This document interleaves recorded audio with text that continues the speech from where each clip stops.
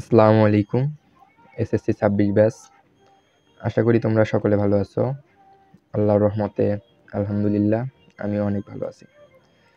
আজকে আমাদের টপিক হচ্ছে কিভাবে 10 দিনে পুরো ফিজিক্স বই শেষ করা যায়।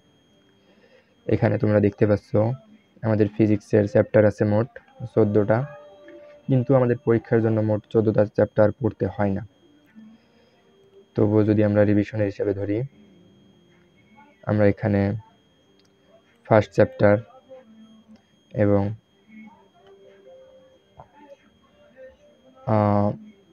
13 অর্থাৎ 13 নম্বর চ্যাপ্টার একদিনে পড়া সম্ভব। কিভাবে পড়া সম্ভব সেটা আমি পরে বলতেছি। এটা একদিনে পড়া সম্ভব। তারপরে যদি আমরা ধরি সেকেন্ড, থার্ড, ফোর্থ, ফিফথ, এভাবে সবগুলো চ্যাপ্টার, গুরুত্বপূর্ণ কিছু চ্যাপ্টার আছে।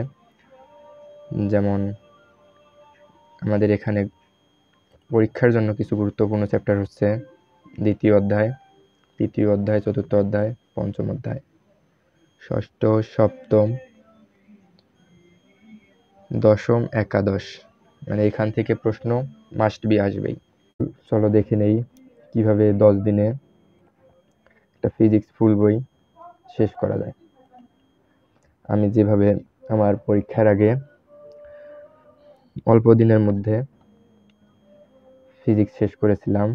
আশা করি তোমাদের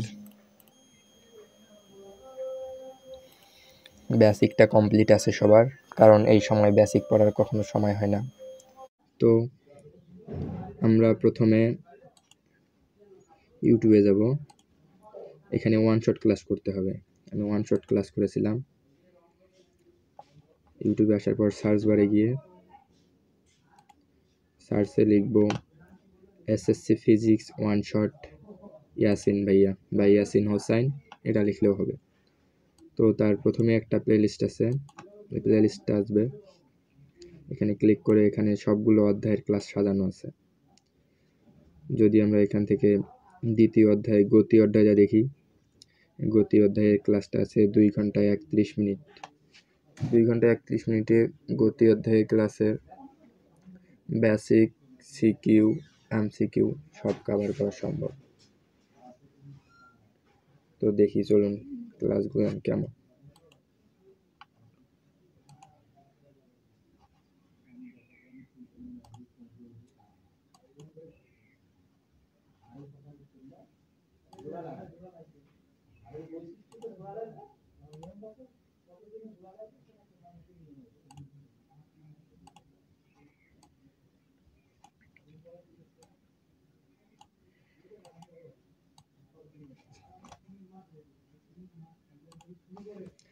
তো এখানে দেখতে পাচ্ছ সবগুলো ক্লাস আছে।